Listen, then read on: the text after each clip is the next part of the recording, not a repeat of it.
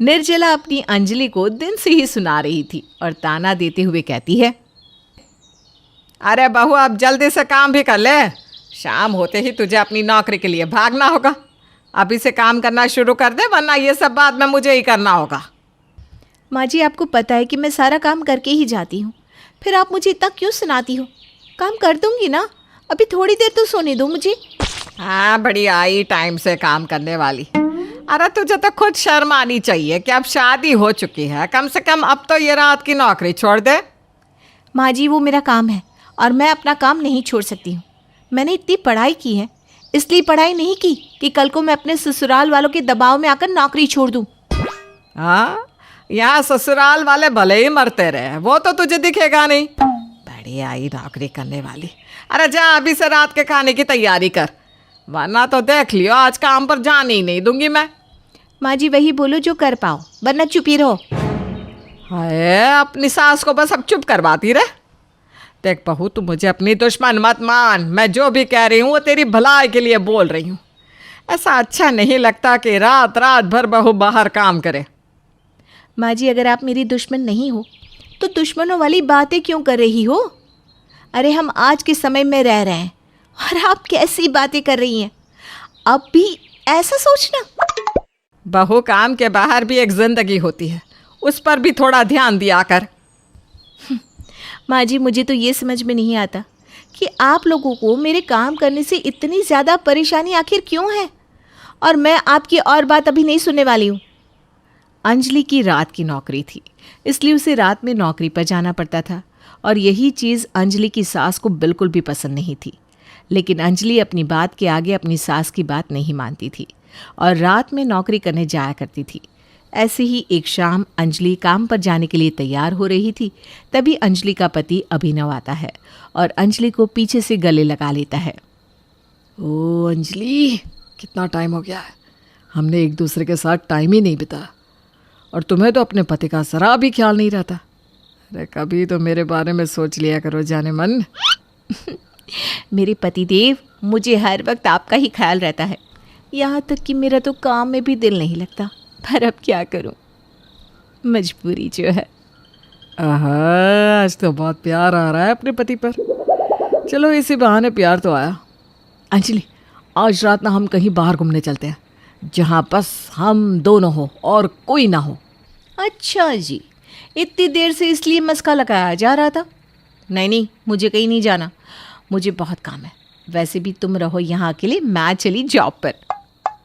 अभी तक तो तुम्हारा इतना अच्छा मूड हो रखा था, और अब अचानक से ये क्या बकवास करने लगी? एक दिन तो अपने पति के लिए निकाल ही सकती हो ना। वही तो मैं भी कहती हूँ कि एक दिन निकाल लो ना अपने पति के लिए। मैं अभी दिन भर घर पर अकेले बोर हो जाती हूँ। तुम एक दिन निकाल लो, कर लो ऑफिस की छुट्टी, फिर तुम भी खुश और मैं भी खुश।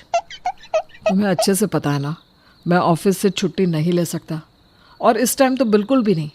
पता भी है मेरा एक दिन की छुट्टी करना मुझ पर कितना भारी पड़ सकता है। अच्छा, तो मतलब तुम छुट्टी ना करो और बस हमेशा दोनों माँ बेटा मिलकर मुझे ही बोलते रहो, मैं काम छोड़ दूँ, मैं छुट्टी ले लूँ, है ना? अरे मैंने काम छोड़ने के लिए कब कहा? मैं तो बस एक दिन की छुट्टी लेने को कह रहा हूँ। इतना तो तुम कर ही सकती हो ना मेरे लिए। सॉरी माय डियर हस्बैंड, मैं ना ही छुट्टी करूँगी और ना ही यहाँ आपके साथ और गुफ्तगू करूँगी। मैं चली अपने काम पर, बाय बाय। इतना बोलकर अंजलि वहाँ से चली जाती है और अभिनव का मुंह बन जाता है। अंजलि की नौकरी को कोई नहीं समझता था, हर कोई बस अंजलि को काम छोड़ने के लिए कहता रहता। ऐसे ही कई दिन निकल जाते हैं। कुछ दिनों बाद अंजलि को अगली सुबह भी आने में बहुत देरी हो जाती है। जब तक अंजलि घर नहीं आई तब तक घर में खाना भी नहीं बना। वहीं निर्जला को भी चक्कर आ रहे थे और जब अंजलि घर आती है तो उसकी ननद ज्योति अंजलि को सुनाने लगती है। भाभी, आपको हर वक्त बस काम ही दिखता है क्या? यहाँ माँ की कल रात से इतनी ज़्यादा तबीयत खराब हो गई है, आपको वो नहीं दिखा? मटकते हुए चली गई नाइट शिफ्ट करने। मुझे नहीं पता था कि माँ जी की तबीयत खराब है। और माँ जी, अगर आपकी तबीयत खराब थी तो आपने मुझे कुछ बताया क्यों नहीं? कल रात तक तो आप बिल्कुल ठीक थी। भाभी, आप घर में किसी की सुनती कहाँ हो? मेरी माँ तो बेचारी परेशान ही रहती है। मेरी माँ ने सोचा था घर में बहू आएगी जो घर को परिवार को संभालेगी, लेकिन यहाँ तो बहू को रात की नौकरी करने जाना है। अरे जब भैया कमा रहे हैं तो आपको क्यों जाना है काम पे? आप भी तो घर में ही रहती हो ना। अगर मैं नौकरी करने जाती हूँ तो आपको भी तो घर का ध्यान रखना चाहिए। क्या घर का ध्यान रखने की जिम्मेदारी बस मेरी ही है? भाभी, अपनी गलती को मान लेने से आप छोटी नहीं हो जाओगी। और अपनी भाभी पर गलत इल्ज़ाम लगाने से तुम बड़ी नहीं हो जाओगी। घर वालों को भी तो सोचना चाहिए ना। अगर बहू नौकरी कर रही है तो मेरी मदद ना सही, लेकिन मेरी परेशानी तो ना बढ़ाए। नौकरी तो बस बहाना है। पता नहीं है कहाँ मुंह मारने जाती हो आप। जिसकी शादी हो जाती है ना, उसके लिए नौकरी भी उसकी ससुराल वालों का ध्यान रखना ही होती है। और एक आप ही हो बेशर्म। ज्योति ने गुस्से में अपनी भाभी को बहुत कुछ बोल दिया था, जो अंजलि को बहुत ज़्यादा बुरा लगा। इसलिए अंजलि अगले दिन ही काम छोड़ देती है। कई दिनों तक तो सबको अच्छा लगता है कि अंजलि ने काम छोड़ दिया है। एक दिन अंजलि की सास अंजलि से कहती है, अच्छा हुआ बहू तूने काम छोड़ दिया। अब देख तू भी खुश और हम भी खुश। पहले काम करती रहती थी, शरीर को आराम भी नहीं मिलता था। अब देख चेहरे पर कैसे निखार आ रहा है। हाँ माँ जी। क्या हुआ बहू, तू शांत शांत क्यों है? माँ जी, मैं रसोई में खाना बनाने जा रही हूँ। जब से नौकरी छोड़ी है बहू इतनी शांत हो गई है। ना किसी से ढंग से बोलती है, ना ही हंसती है। ऐसे ही चलता रहा तो बहू तो हमसे वैसे ही दूर हो जाएगी। काम छोड़ने की वजह से अंजलि अब चुप चुप रहने लग गई थी। अब अंजलि ना किसी से बात करती, ना किसी की बात का जवाब देती। ये सब अंजलि के ससुराल वाले भी देख रहे थे और उन्हें ये बिल्कुल अच्छा नहीं लगता। जब अंजलि की चुप्पी अंजलि के ससुराल वालों को सताने लग जाती है तो एक दिन सब अंजलि को बुलाते हैं। भाभी, मुझे माफ़ कर दो। मैंने आपके साथ बहुत बदतमीज़ी करी है ना। कोई बात नहीं। आप लोगों ने इसीलिए बुलाया था क्या मुझे? नहीं बहू, हमें तुझसे कुछ बात भी करनी है, इसीलिए यहाँ बुलाया है तुझे। आपको मुझसे क्या बात करनी है? अंजलि, हम सबको माफ़ कर दो। हमने अपने स्वार्थ में तुम्हारी नौकरी को कोई अहमियत नहीं दी। मुझे भी माफ़ कर दे बेटा। रात की नौकरी करना हर किसी के बस की बात नहीं है, लेकिन मेरी बहू रात की नौकरी करती है। मुझे गर्व होना चाहिए था तुझ पर, और मैंने तुझे ही सुनाया। हाँ भाभी, हम सबको माफ़ कर दो। बहू, हमें हमारी गलती का एहसास हो गया है और मैंने तेरे दफ्तर में बात भी कर ली है। कल से तू वापस नौकरी पर जा सकती है। सच में माँ जी? हाँ। अंजलि के घर वालों को समझ में आता है और वो अंजलि को अब रात की नौकरी करने के लिए मना नहीं करते। अरे ओ हरियाली बहू, ये क्या तमाशा लगा रखा है? बरामदे में और 2 नए गमले लाकर रख दिए। पौधों का एग्जीबिशन लगाया हुआ है पूरे आंगन में। मम्मी जी, आपको नहीं पता क्या, हमारा घर चारों ओर से पौधों की हरियाली से घिरा हुआ है, जिससे हमें शुद्ध और ताज़ी हवा और तो और ठंडक भी मिलती है ना? कितना फ़ायदेमंद। फिर अरे चुप हो जा। घर की खिड़की से बाहर देखती हूँ तो ऐसा लगता है कि किसी जंगल में रह रही हूँ। पूरे घर को पौधों से ढक दिया है, बेवकूफ़ कहीं की। ये कहानी है हरियाली बहू की, जिसे पौधे लगाना बहुत पसंद होता है और तो और उसे हरियाली भी काफ़ी अच्छी लगती। लेकिन सास उषा को इस सब से प्रॉब्लम होता है, क्योंकि उसे पेड़ पौधों से इतना लगाव नहीं होता, बल्कि उनसे घुटन और चिड़चिड़ होती है। एक दिन रात में जब उषा सो जाती है, तभी खुली हुई खिड़की में से एक सांप अंदर आता है और उसे देखकर उषा डर जाती है और वो बेड पर चढ़कर कूदने लगती है। सांप! सांप! बचाओ! हरियाली और उसका पति रोहन वहां आ जाते हैं और घबरा कर कहते हैं, क्या हुआ मम्मी, अब इतना चिल्ला क्यों रही हो? कोई भूत देख लिया क्या? सपने में या हकीकत में? कैसा दिखता था वो? भूत था या भूतनी थी? फुल स्टोरी बताओ ना मम्मी जी। अरे कल मुही, तेरी तो ऐसी की तैसी। अरे तूने जो हमारे घर को जंगल बना रखा है ना, उसके कारण सांप घुसाया। अब पता नहीं कहाँ गायब हो गया है। मुझे तो बहुत डर लग रहा है। रोहन और हरियाली दोनों भी बहुत डर जाते हैं। सांप! Oh my God and goddesses, ये तो बहुत डेंजरस मामला है। अब तो हमें घर में चौकन्ना ना रहना होगा, वरना वो सांप हम में से किसी को भी डस लेगा और काम खत्म। मम्मी आप टेंशन मत लो, मैं सपेरे को बुलाता हूँ, वो लोग सांप को पकड़कर टोकरी में ले जाते हैं। अगले दिन जब सपेरा घर में आकर बीन बजाता है तब भी सांप बाहर नहीं निकलता। अरे ओ सपेरे काका, सांप क्यों नहीं निकल रहा है? कहीं आपकी ये बीन कोई डिफेक्टिव पीस तो नहीं है ना? उषा जी, मैं पूरी कोशिश कर रहा हूँ, धीरज रखिए। मम्मी जी, कहीं मेरे पौधों को हटाने के लिए ये आपकी कोई चाल तो नहीं है ना? अरे नासपिटी, तेरी तरह इतनी चीप हरकत नहीं करती मैं। तभी हरियाली नागिन डांस करने लगती है ताकि सांप उसके गाने को सुनकर बाहर निकले। मैं तेरी दुश्मन, दुश्मन तू मेरा, मैं नागिन तू सपेरा, मैं नागिन तू सपेरा। अरे बहू, ऐसा गाना सुनकर तो सांप और अंदर चला जाएगा। लेकिन तभी सांप अलमारी के पीछे से निकलकर बाहर आता है और सपेरा उसे पकड़कर अपने साथ ले जाता है। देखा, मैंने कहा था ना, वो सांप मेरे कारण ही बाहर निकला। अरे चुप हो जा बेशरम कहीं की, वो सांप घर में तेरी वजह से ही तो आया था। देख हरियाली बहू, पौधे गमलों को अपने हाथों से फेंक कर मैं पाप नहीं करना चाहती। भला इसी में होगी कि तू चुपचाप सारे पौधों को हमारे घर के चारों ओर से निकाल कर कहीं और लगा कर आ। लेकिन मम्मी जी, मैं उन सबको कहाँ रखूंगी? आपके सर पर? हरियाली, बदतमीजी मत करो, और जैसे मम्मी कह रही है वैसे ही करो।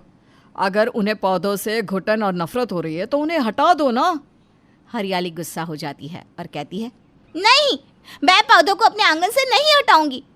वो मेरी जान है, मेरे बच्चे हैं। प्लांटिंग और गार्डनिंग मेरा बचपन का शौक है। रोहन, शादी के वचनों में एक वचन तुमने मुझे ये भी दिया था ना कि तुम्हें मेरे पौधे लगाने से कोई ऐतराज नहीं होगा, तो अभी क्यों गिरगिट की तरह रंग बदल रहे हो? अरे पर हरियाली, हर चीज़ की एक लिमिट होती है ना। 2 से 3 पौधे समझ में आते हैं और काफ़ी नॉर्मल भी लगता है, लेकिन घर के चारों तरफ सिर्फ पौधे ही पौधे, अरे ये तो इरिटेटिंग और अजीब लगता है। अरे इतनी कौन सी बड़ी नेचर लवर हो यार तुम। देख हरियाली बहू, अगर इतना ही अपने नाम की तरह हरियाली से प्यार है ना और पेड़ पौधा का पागलपन है ना तुझे, तो जा और हमेशा के लिए जाकर किसी जंगल में बस जा, लेकिन मेरे घर को मुक्त कर। ससुराल वालों के इतने सुनाने के बावजूद भी हरियाली बाज नहीं आती और वो मज़े से पौधे उगाती ही रहती। एक सुबह जब हरियाली आंगन में नए पौधों को लगाने के लिए पानी डालकर गीला कीचड़ फैला रही थी, तब सैया छेड़ देवे, ननद चुटकी लेवे, ससुराल गेंदा फूल। तभी वहाँ पर रोहन आ जाता है। अच्छा, ये पौधों के कारण ना अभी से ही दिसंबर जैसी ठंड लग रही है। ठिठुरते हुए रोहन आगे बढ़ता है, तभी उसका पैर उस गीले कीचड़ पर फिसल जाता है और वो धड़ाम से गिर जाता है और उसके शरीर के पीछे वाले भाग में गुलाब के कांटे चुभ जाते हैं। मर गया रे। Oh no no no no no no no, ये क्या? मेरे इतने मेहनत से लगाए गए गुलाब को तुमने 1 सेकंड में कुचल दिया। और आप बेवकूफ बीवी, इधर पति को कांटे चुभ गए, उसे छोड़कर तुम्हें अपने गुलाबों की पड़ी है। ओह सॉरी, रुको इधर ही, मैं अभी फर्स्ट एड बॉक्स लेकर आती हूँ। उषा का गुस्सा अब धीरे धीरे 7वें आसमान पर चला जाता है। वो कुछ आदमियों से कहकर रात में बहू के पौधों का काम तमाम करने के लिए कहती है। ये लो पैसे, और आज रात को सारे पौधों का सत्यानाश कर देना, ठीक है? ओके आंटी जी, आप फुल ऑन बेफिक्र रहिए, अपन सब संभाल लेगा आंटी जी। और हाँ, किसी को भनक ना पड़े या आस पड़ोस में कोई तुम्हें देख ना ले, इस सब का ख्याल रखना। और वो जो बरगद का पेड़ है ना मेरे आंगन में, उसे भी तोड़ देना, उससे तो सबसे ज़्यादा प्रॉब्लम है मुझे।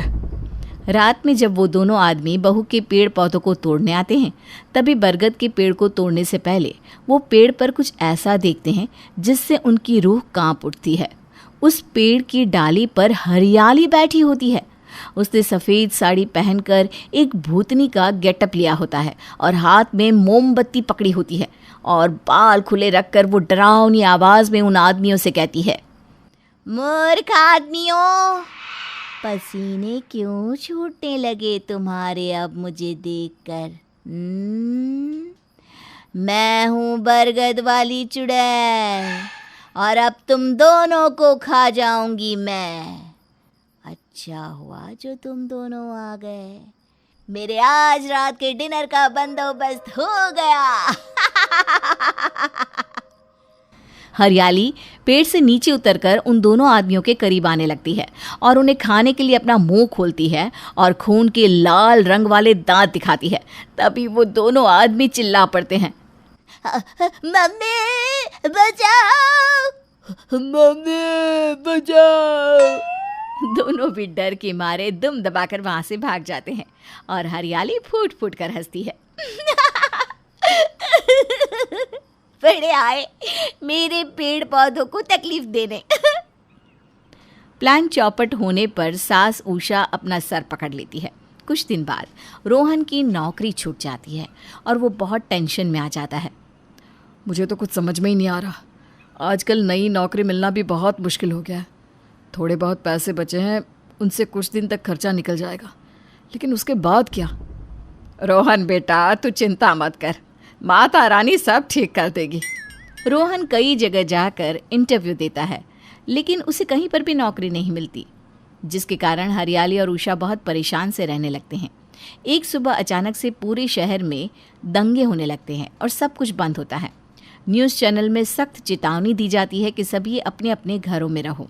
तभी अचानक से उषा की तबीयत बहुत गंभीर रूप से खराब हो जाती है और उसके बदन पर एलर्जी भी हो जाती है। पता नहीं क्या हो गया है, लगता है ऊपर वाले का बुलावा आ गया है। पूरे शहर में दंगे चल रहे हैं मम्मी, हम किसी हॉस्पिटल में भी नहीं जा सकते। तभी हरियाली अपने औषधीय पौधों के जरिए एक लेप और एक काढ़ा बनाती है और उषा का उपचार करती है, जिससे तड़पती बिलखती हुई उषा शाम तक एकदम फिट और फाइन हो जाती है। मुझे माफ़ कर दे हरियाली बहू, मैं गलत थी जो तेरे पौधों के खिलाफ थी। आज मुझे अपने किए का पछतावा और एहसास हो रहा है। लव यू मेरी प्यारी हरियाली बहू, तू है तो जीवन में हरियाली हरियाली है। लव यू टू मम्मी जी। दोनों सास बहू एक दूसरे को गले लगाती है और फिर पेड़ पौधों से उगे सब्जियों और फलों को हरियाली और रोहन बाजार में बेचते हैं और अपना फ्रूट्स एंड वेजिटेबल शॉप खोल लेते हैं। भाई सर्दी का मौसम शुरू हो रहा है और वो याद है ना हमारी ठंड वाली बहू उसकी भी परेशानियां शुरू हो जाती है। अरे ये कौन है बहू, हमारे घर पर क्या कर रहा है? माँ जी, बहादुर भैया है ये, बहुत अच्छा खाना बनाते हैं। समझ लीजिए 3 महीने अब यही आपकी बहू है, जो चाहिए इनसे बोल दीजिएगा। समझ गई ना? बहू चली जाती है अपने कमरे में। ओहो, लगता है बहू का ठंड का नाटक फिर शुरू हो गया। अरे सर्दी का मौसम आते ही न जाने इससे क्या हो जाता है। माँ, क्या करते हो तुम लोग सारा दिन घर के अंदर? अरे बिजली का बिल इतना आया है जितना पूरे मोहल्ले का आता होगा। वैसे ये कौन है? बेटा घर पर काम कर रहे बहादुर की ओर देखकर पूछता है। खाम श्यामा, अरे खाना बनाने वाला, कुक, बावर्ची, हलवाई, ये है वो। और आज से हमारे घर पर अगले 3 महीने तक यही खाना बनाएगा। अच्छा जी, क्यों, क्या हो गया है इस घर की औरतों को? हैं, जब पता है कि खाना मैं किसी और के हाथ का नहीं खाता तो खाना बनाने वाला रखने की क्या जरूरत थी, बोलो? तभी वहां हमारी मीना बहू आ जाती है। मीना ठंड से कम कपाते हुए कहती है, अरे राजू भैया, वो क्या है ना, इन लोगों को खाने का शौक है लेकिन बनाने का नहीं। आप तो बस इन लोगों को इग्नोर करके काम करना शुरू कर दो। और जरा मेरे कमरे में ना वेजिटेबल सूप दे देना। क्या है ना, मेरा बीपी लो चल रहा है आजकल। अरे काम कर ले, सारा दिन बैठे बैठे जो तू ऐश करती है ना वो छोड़ दे, अपने आप बीपी नॉर्मल हो जाएगा। मैंने तो साफ बोला है कि मैं काम नहीं कर सकती सर्दियों में, और काम नहीं करूंगी इसका मतलब ये नहीं है कि मैं कुछ खाऊंगी पीऊंगी नहीं। हाँ राजू भैया, मेरे कमरे में सूप ले आना प्लीज। और ये लोग जो मुझे भाषण दे रहे हैं ना, इग्नोर कर दो इन्हें। मीना तो अपने कमरे में चली जाती है, लेकिन उसके जाने के बाद माँ ऐसे कैसे चलेगा, ये 3 महीने कमरे से बाहर ही नहीं निकलती, ना काम करती है ना बाहर जाती है। अरे ऐसे कैसे जीवन चलेगा बेटा। इसकी माँ ने तो शादी के वक्त बस यही कहा था कि भाई लड़की को ठंड कुछ ज्यादा लगती है। अरे ये क्या पता था कि कमरे से बाहर ही नहीं निकलेगी। माँ पिछला साल तो जैसे तैसे निकल गया, नई शादी है ये समझकर मैंने चला लिया, लेकिन हर साल अब क्या किया जाए बेटा। इस उम्र में मुझे ही सारा दिन मेहमानों की आओ भगत से लेकर खाना परोसना और बर्तन की जिम्मेदारी लेनी पड़ती है। बेटा क्या कहता, सोचता है कि शाम को ऑफिस से आकर बीवी से बात करेगा, लेकिन ऑफिस में बॉस कहते हैं, मयंक वो क्या है कि शाम को मेरे घर में मेरी बेटी की बर्थडे पार्टी है, कपल एंट्री होगी तो आना ज़रूरी है। जी बॉस, मैं आ जाऊंगा। मयंक बॉस के कमरे से जैसे ही वापस आता है कि बाहर एम्प्लॉय मिल जाता है। मिल गया पार्टी का न्योता। अरे यार मुझे अंदर की खबर मिली है, ये कपल में सबको घर बुला रहे हैं, जिसके तोहफे से खुश हो जाएंगे उसे ही प्रमोशन दे देंगे। अच्छा ये बात है, मैं बीवी से बात करता हूँ, वही अच्छे से अपने हाथ से कोई तोहफा देगी तब जाकर कहीं काम बनेगा। खैर मैं घर जाकर बताता हूँ। मयंक सुबह की सारी बात भूलकर घर आता है, जहाँ मीना जल्दी से तैयार हो जाओ, वो क्या है ना मेरे बॉस ने घर में पार्टी रखी है। अरे तो मैं अभी तैयार होकर आती हूँ। मीना जैसे ही तैयार होकर आती है, सारे उसे देखकर हैरान रह जाते हैं। अरे मीना बेटी, इसे ड्रेस नहीं रजाई कहते हैं, रजाई, जो तुमने शाल की तरह ओढ़ लिया है। देखिए अब जो है यही है। वैसे भी मेरे तो सारे कपड़े आपने ही हड़प लिए हैं, अब किस मुंह से मेरे इन कपड़ों को बुरा बोल रही हैं? हैं? वैसे भी मेरे पास यही है भैया, शरीर देखे या फालतू का दिखावा। अरे लेकिन ये तो साफ लग रहा है कि तूने रजाई को सिलकर ड्रेस बनाई है। वो क्या है ना, मैंने फैशन टीवी में देखा था, ये ड्रेस बहुत सुंदर लग रही थी। वैसे भी बाहर कितनी ठंड है, मैं तो यही पहनूंगी। अरे लेकिन ये इतनी फूली फूली है, कैसी लग रही हो तुम? लेकिन ठंड की मारी मीना किसी की बात नहीं मानती, और जो ऊट पटांग कपड़े में मीना तैयार होती है उसी में बॉस के घर भी चली जाती है, बॉस के घर पर। वाह पापा, मुझे विश्वास था कि आप मेरे लिए लेडी गागा को बुलाएंगे। ये देखिए इनके कपड़े। मयंक हैरान हो जाता है, जिस कपड़े को लेने से भी वो मना कर रहा था वो बॉस की बेटी को इतने पसंद आ गए। है मयंक, थैंक्स। वाइफ की ड्रेसिंग सेंस को तो मानना ही होगा। मेरी बेटी पिछले 3 साल से नहीं बोल रही थी, उसने बोलना शुरू कर दिया। अरे वाह बॉस, ये तो बहुत अच्छी बात है। तुम्हारी बीवी को देखकर तो वो हंस हंस कर बेहाल है।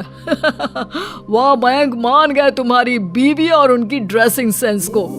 मयंक को कुछ समझ में नहीं आ रहा था कि भाई भला ये रजाई ओढ़कर आना भी ड्रेसिंग सेंस में आता है। यार अब तक तो सब ठीक है, लेकिन मैंने सुना है कि बॉस की नज़र तोहफे में है, तो जल्दी से तुम अपने हाथ से ही तोहफा बॉस की बेटी को दे दो ना।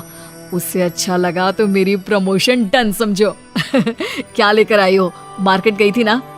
हाँ, मैंने उसके लिए ना एक प्यारा सा लॉकेट लिया है, ये देखो। अरे ये तो एकदम सिंपल लॉकेट है, इसमें क्या उसे पसंद आएगा? अरे नहीं, ये सिंपल लॉकेट नहीं है, उसे खोल कर तो देखो, अंदर तुम्हारे बॉस और उनकी बीवी की फोटो लगी है। अच्छा लगा ना? हाँ लेकिन बहुत छोटा सा लग रहा है, पर कोई ना, वैसे भी तुम्हारी ये रजाई वाली ड्रेस से बेटी तो बहुत खुश है। चलो चलते हैं तोहफा पकड़ाने के लिए। सभी स्टेज पर जाते हैं, जहाँ बॉस की बेटी की नज़र मीना पर ही होती है और वो खूब हंस रही होती है। आप बहुत स्वीट लग रही है। वैसे इस कपड़े का क्या मतलब है? मतलब कौन देखता है, मुझे तो ठंड लगती है, बस उसी से बचने के लिए मैंने ये पहना है। ये बोलकर वो लॉकेट बॉस की बेटी को दे देती है, जिसे खोलकर बेटी बहुत खुश हो जाती है। मैं जानती हूँ, एक लड़की के लिए उसके माँ पापा ही सब कुछ होते हैं, इसलिए मैंने तुम्हारे मम्मी पापा की फोटो का लॉकेट तुम्हारे लिए लिया है। पसंद आया ना? मेरे बॉयफ्रेंड ने मुझे धोखा दे दिया था, तब से मैं सदमे में थी। लेकिन आपकी बीवी को देखकर मैंने ये सीखा है कि दुनिया की नहीं, खुद की परवाह करनी चाहिए।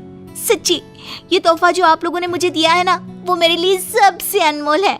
मैं समझ चुकी हूँ कि मुझे उदास देखकर वो लोग कितने दुखी होते होंगे।